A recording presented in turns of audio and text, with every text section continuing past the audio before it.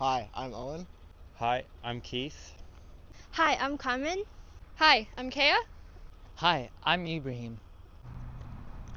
Our project was on removing nitrogen and phosphorus in the Great Lake region and also tracking and monitoring it. The Great Lakes hold 20% of the world's fresh water, providing drinking water to 40 million people. It also supports a $6 trillion economy.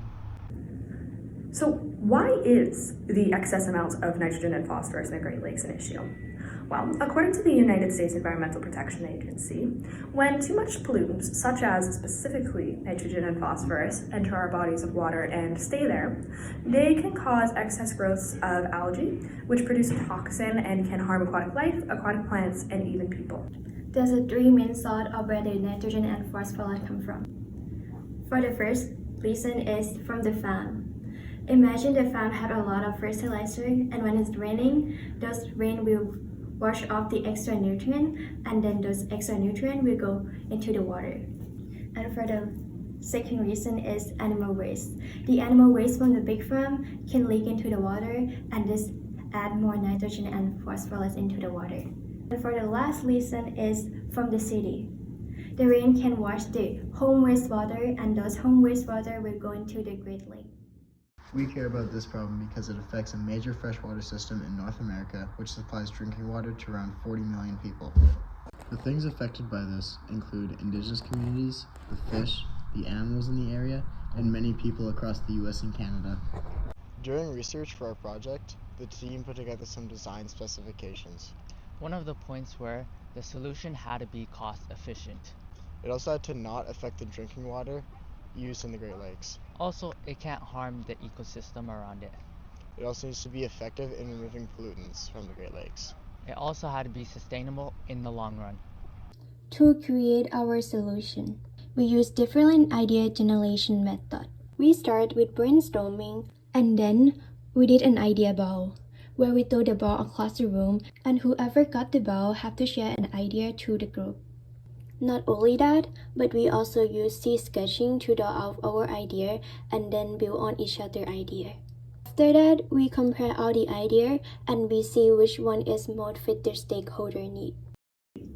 From the surplus of ideas the team had, we managed to reduce our ideas to about 3 to 4 solutions by ranking and planning out how we would attack each idea. Basically, the team got together and brainstormed everything. We put it all into a whiteboard and ranked what each member of the team thought would be applicable to the situation. We then accumulated those scores and went with the top 3 to 4 solutions. Okay, we chose the wetland solution because we found that it removed nitrates, nitrites, and phosphates most effectively in a natural way. This prototype was not meant to filter anything. It was solely to visualize how the wetlands worked and whether they'd be stable or not. In theory, we did accomplish this. We tested the prototype by shaking the small container that it was built in and adding regular amounts of water to simulate rainfall and precipitation. Overall, the testing was a complete success, and we were able to continue on iterating the prototype to understand better how the wetlands would actually filter things. Our second prototype consisted of sand, volcanic rocks, and plants all in a plastic container. And as a test, we put the dyed water in the prototype to view the effects that the prototype had on filtering the dye out of the water. Our final design prototype was made out of a Home Depot bucket, plexiglass, and some sand, volcanic rocks, and aquatic plants that we got from a pet store. We also added a valve to this prototype to simulate the natural flow of water in the ecosystem. The first part of testing this prototype was to make sure that it held water. Once we were assured that it could hold water, the prototype was built, and then after that we could get to testing. For testing, we used vinegar and food coloring to see if it would work. Unfortunately, we did not have enough time to conclude if our prototype had successfully filtered water. Our first limitation was we didn't have enough time to adequately test our solution. Overall, the team did have more limitations than just the cost and time allocation for building the prototypes. The team found it incredibly difficult to work on a scale this large, working for the entire Great Lakes region, and that really limited us in what we were able to come up with and what we were able to spend and justify accordingly. The team would really like to consider something similar to this in the future, but with more time to test and more of a smaller scale project to begin with so we can get our feet in the ground.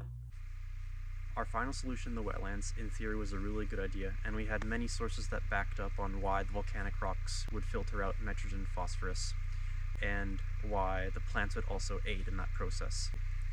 We also learned that in a design project, it is quite difficult to have a final prototype that works well and you're willing to move forward with.